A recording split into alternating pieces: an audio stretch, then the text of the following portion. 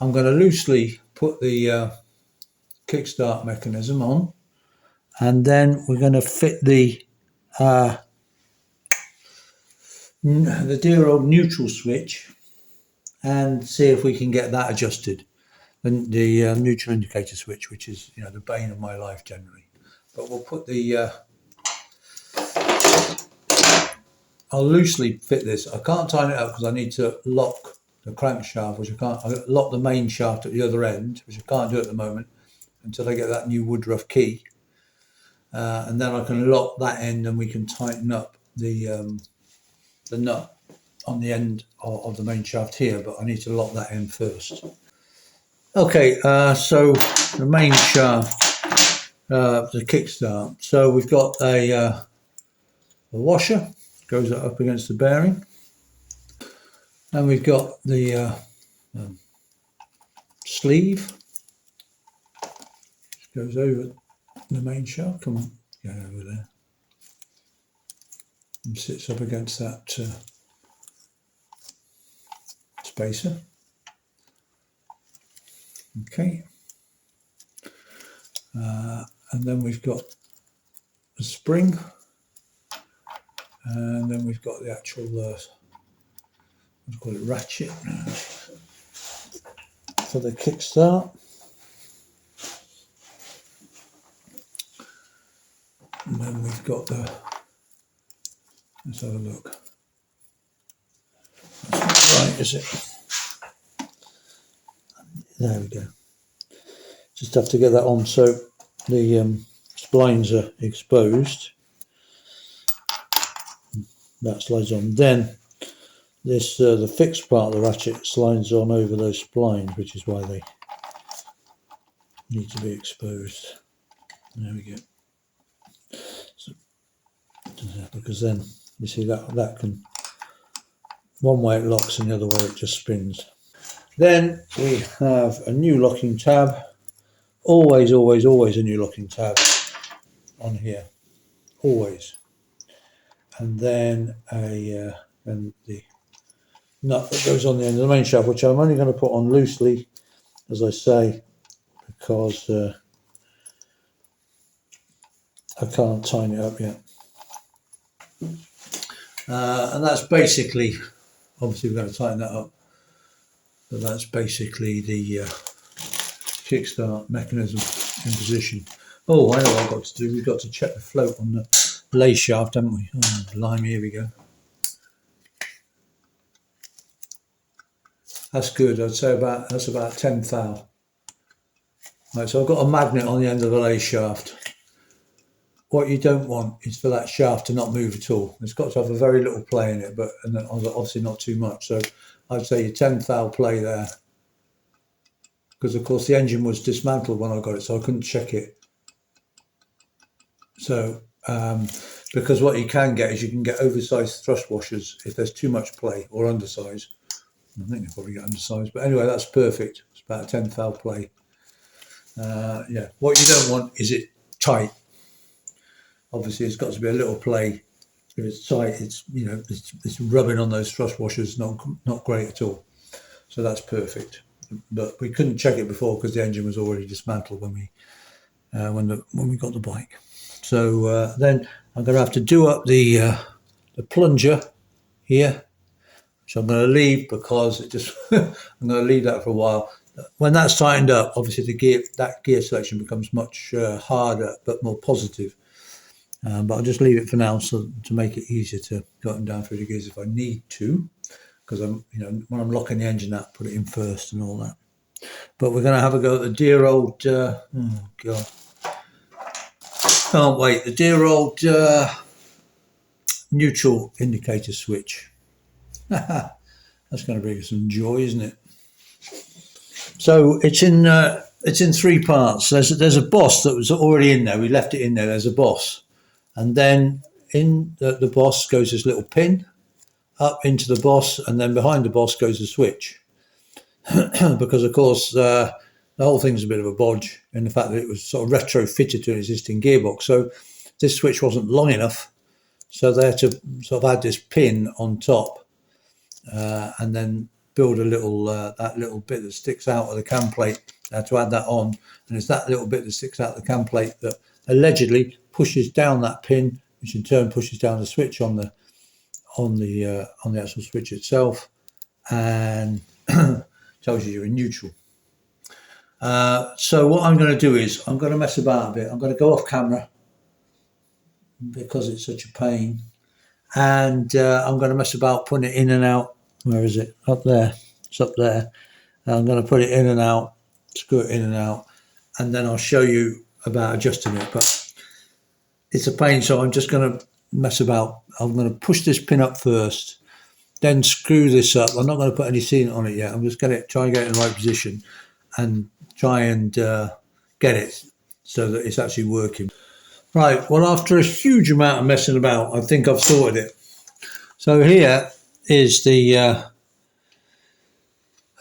neutral switch, which screws into the boss under there, and then on top of that is a pin, and the pin connects with the cam plate. And when the cam plate's in the right position, it will depress the switch and the neutral light will come on. So what I've done is I've got my box of tricks, electrical circuit tester, and when there's a circuit, then it will bleep, which is, so basically when this is in neutral, there we go, I'm touching the two spade connectors.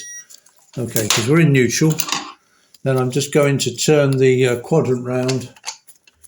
Let's see, I've got up into first, and then hopefully, yeah, so we've got nothing. I'll go back down into neutral.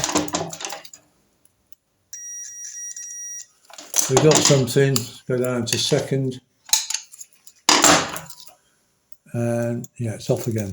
So, so I now know exactly how far to screw this in, because if you screw it, if it's not screwed in far enough, it won't make contact and the light won't come on. But if you screw it in too far, it interferes with the cam plate and you'll never get a good gear change. Now, the thing about this one is that this is the correct pin to go on top of the switch.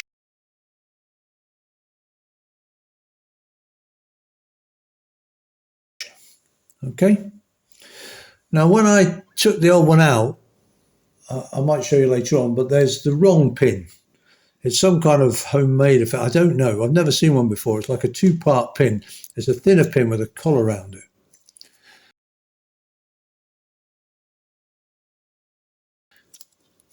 Now, with this pin in, which I believe is the correct one, it won't work.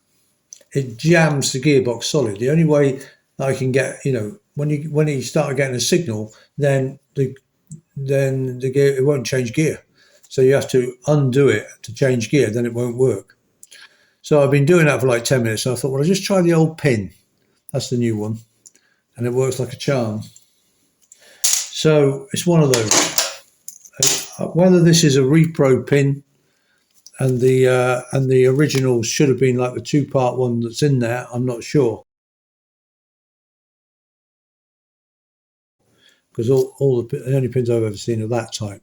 But the one in there is a thinner pin, but with like a collar around it. Anyway, for whatever reason, it works perfectly.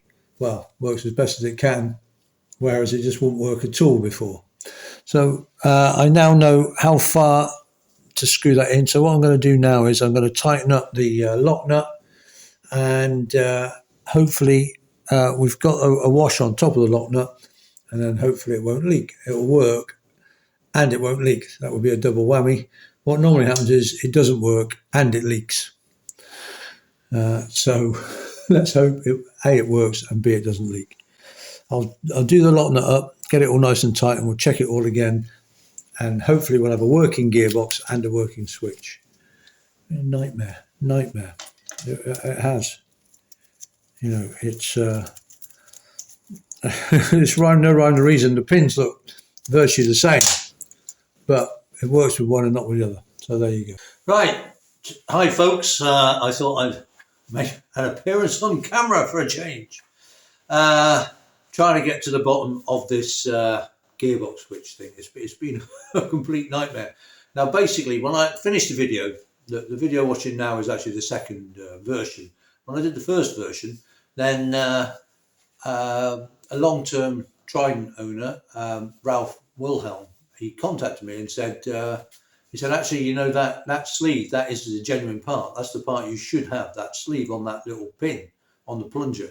That's there. It was actually put there after they made the T160. They realised that there was a problem with the neutral switch. A bit of an understatement there.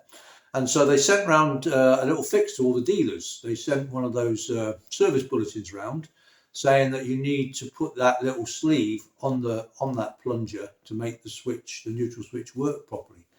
And so, and sure enough, I've looked up, and there is indeed a service bulletin about that very issue, which is hopefully going to be inserted about here on the video.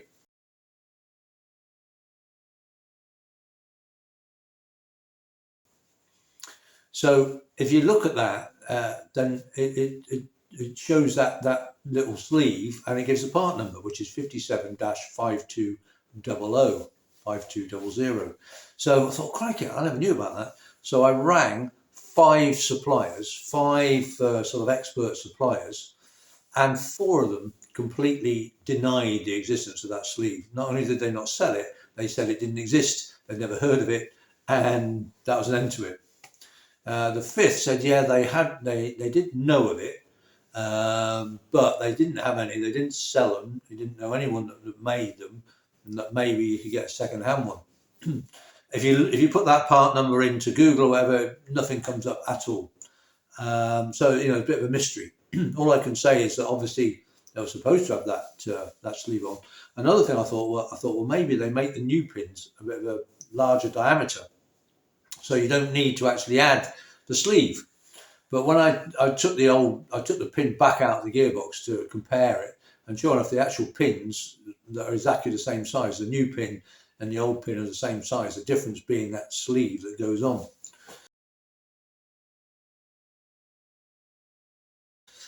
And in this case, as you know, it certainly made all the difference. You know, as soon as I put the one in with a sleeve on, it worked so much better. So it's one of those. I don't know. You certainly can't buy them. You know, there are some suppliers who completely refuse to acknowledge that part's existence, let alone supply one.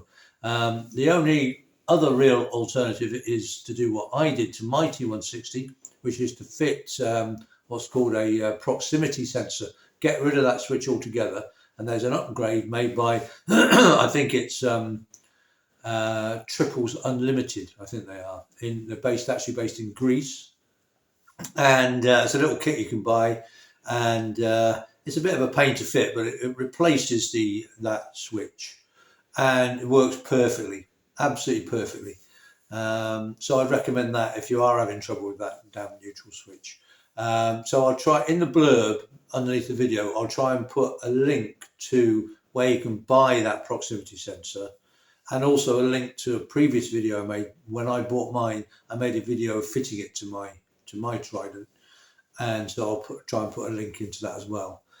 But there was sort of mystery, as it were, that little collar, that little sleeve. Well, on it goes. But if you are having trouble with that neutral switch, then it could well be that that's the problem. It hasn't got that sleeve on, and bar making one yourself, or hoping to find a second-hand one somewhere, then you know, it's awkward. You either put up with a half-functioning switch, neutral light, or maybe fit the proximity one from Triples Unlimited.